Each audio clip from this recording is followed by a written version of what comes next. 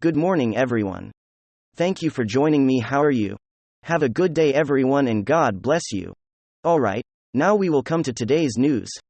And if you guys remember that omnibus bill that passed at the beginning of this year that everybody had to vote on, without knowing what was inside of it, and no time to discuss anything, to debate anything, because we have to keep the government open, so we can make the government bigger. That's basically what it is. And the FBI was rewarded with a big amount of money inside of that ominous build to where they are going to be building a new building.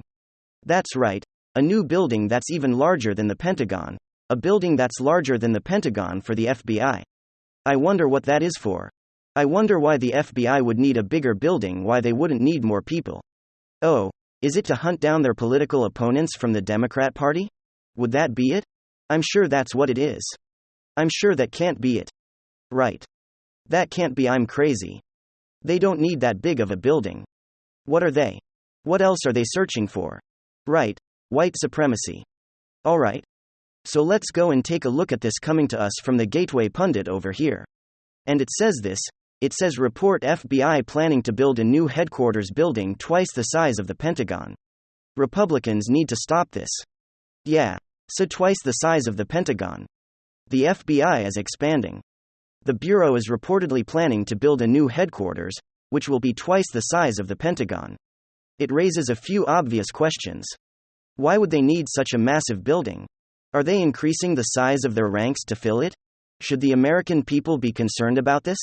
In recent years, millions of Americans have come to see the FBI as a politicized agency, which does the bidding of the Democrat Party.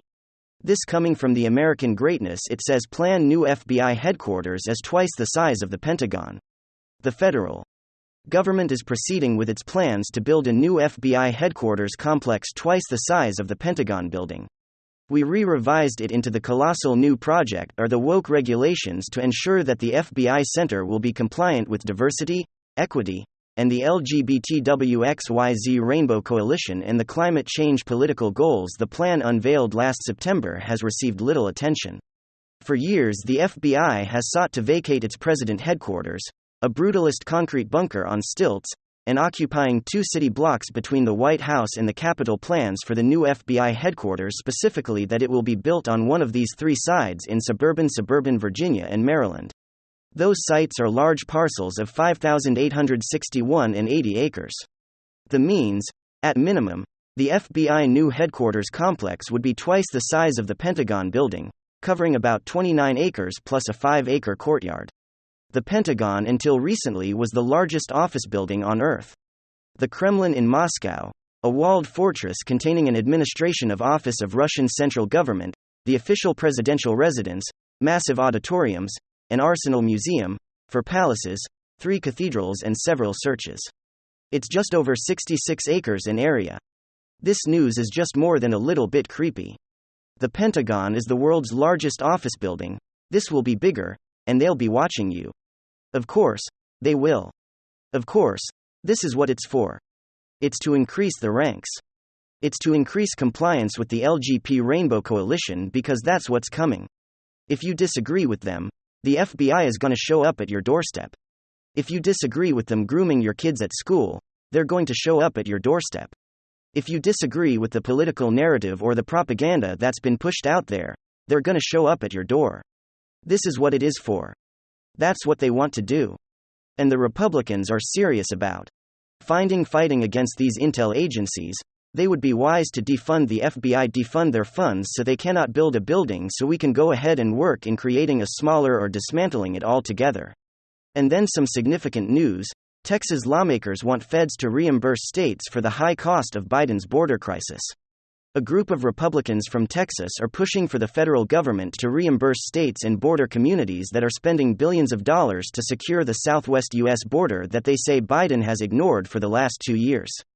These lawmakers introduced 2 bills this week that would let border states and border towns recoup some of the local funding they've spent on border security and stuff they say is increasingly necessary in light of Biden's failures to increase border security. The first bill from Representative Dan Crenshaw would require the federal government to pay back any state that has spent more than $2.5 billion on border security over the last decade. Crenshaw's bill says that Texas qualifies as it has spent $3.2 billion on the border since the 2008 to 2009 state budget was passed. Quote, citizens of border states are being taxed twice for the same purpose. Crenshaw's bill says it continues, quote, states using their taxpayer dollars and allocating state budgets to meet public safety obligations, which fall under federal responsibilities, imposes an undue burden on the state. The bill said that the reimbursement is needed due to the failures of the federal government. A second bill from Representative Ronnie Jackson would create a grant program that the Department of Homeland Security could use to pay back communities that are overspending to make up for the federal government's failure to secure the border. Quote, for the past 2 years, the Biden administration's failed border policies have left our border communities on their own to deal with the influx of illegal immigrants crossing our southern border, Jackson said. Continues, quote, drug dealers, human traffickers and cartel members are marching through these communities and devastating everything in their path, yet Biden is still silent. Our border communities should not be paying for Biden's America Last agenda. He added. Both lawmakers sponsored both bills, and several Texas Republicans are co-sponsors of the two measures. Philippines grants the U.S. more access to military bases as China tensions mount. Philippine Defense Secretary Carlito Galvez announced this week that American forces would be granted more extensive access to Philippine military bases, adding 4 sites to the 5 already available to the United States for training, equipment storage and infrastructure upgrades. Galvez made the announcement in a joint press conference with visiting U.S. Defense Secretary Lloyd Austin. Quote, our alliance makes both of our democracies more secure and helps uphold a free and open Indo-Pacific. We discussed concrete actions to address destabilizing activities in the waters surrounding the Philippines, including the West Philippine Sea, and we remain committed to strengthening our mutual capacities to resist armed attack. Austin said at the this is part of our effort to modernize our alliances, and these efforts are especially important as the People's Republic of China continues to advance its illegitimate claims in the West Philippine Sea. Austin stressed that United States forces would not establish a permanent presence at the Philippine bases, while Galvez said further consultations with local officials were needed to determine exactly what the United States will do at each location. Austin announced that the United States was prepared to spend an additional $82 million developing infrastructure at the 5 sites where American personnel are already present. The Chinese Communist government erupted in fury at the announcement of a larger American presence in the Philippines.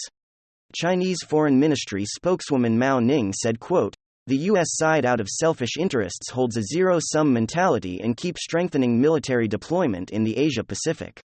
This would escalate tensions and endanger peace and stability in the region. Regional countries need to remain vigilant and avoid being coerced or used by the United States. Close quote. China is of course the party actually strengthening military deployment in a blatant escalation of regional tensions. In December, Western officials noted China is frantically building up small land features in the Spratly Islands and smothering them with weapons ranging from missile bases to runways that can accommodate military aircraft. The U.S. adds spending 517,000 jobs to start 2023. The U.S. labor market clocked a shockingly strong month in January, adding 517,000 jobs and dipping down to 3.4% unemployment. According to data released Friday by the Labor Department, the numbers blew past expectations.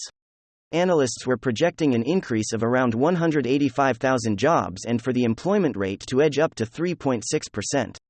In December, the unemployment rate dipped back down to 3.5% and added 260,000 new jobs according to revised figures released on Friday. Quote, this is an unbelievably strong unemployment report. Not to suggest there's a problem with credibility. The unemployment rate takes out the recent historic low going down to 3.4%. While payrolls were a blowout, topping 500,000 jobs, an additional 71,000 jobs were added with the revisions from the previous 2 months. Bank rate analyst Mark Hammock wrote in a statement, the data also showed that average hourly earnings rose by 0.3% or 10 cents to $33.03 an hour as wage pressures in the economy continued to moderate over the past 12 months. Earnings have increased by 4.4% compared with 4.6% as measured last month. House Judiciary GOP subpoena FBI as Christopher Wray and A.J. Merrick Garland. The House Judiciary Committee has issued subpoenas to FBI Director Christopher Wray and Attorney General Merrick Garland demanding they provide the committee with documents pertaining to FBI investigations of school board meetings. In October of 2021, Garland issued a memo highlighting, quote, violent threats against school officials amid a rise in parental opposition to the teaching of several theories in public schools. That memo directing law enforcement to address the issue attracted considerable scrutiny from conservatives who categorized it as part of the Biden administration's alleged weaponization of federal agencies. The subpoena marks one of the first salvos by the House Republicans against the administration. As part of the bevy of investigations they have initiated against it. The committee set a March 1 deadline for the handover of the materials. Lawmakers seek all documents and communications in connection with the FBI. The DOE officials threat tag and any investigations stemming from it. They further indicated that the subpoena is continuing in nature and that lawmakers expect the agency to provide them with relevant materials not yet created should more develop. Jordan previously warned Garland in mid-January that he might face such a subpoena should he not cooperate with House Republican demands for information. In August of 2022, Jordan indicated that whistleblowers from within the FBI had revealed more than 24 probes of parents who had voiced opposition to school policies. House Republicans passed resolution to remove Democrat Representative Ilhan Omar from Foreign Affairs Committee. The Republican-led House this week passed a resolution to remove Democratic Representative Ilhan Omar from the chamber's Foreign Affairs Committee. The vote was 218 to 211 along party lines. House Republicans argued that Omar, a Minnesota lawmaker, should not be on the committee considering her past statements related to Israel that sparked controversy, and in some instances were criticized by Republicans and fellow Democrats as anti-Semitic. Majority Whip Tom Emmer, a key player in the successful whip operation, stated that Omar, a fellow Minnesotan, had, quote, no place representing American interests on the Foreign Affairs Committee. Quote, there is no debate that Ilhan Omar, the face of anti-Semitism in the Democrat Party, has no place representing American interests on the Foreign Affairs Committee. Miss Omar is an embarrassment to Minnesota and our country. Alright, thanks for being here folks, please receive a big hug from all of us, let me know down below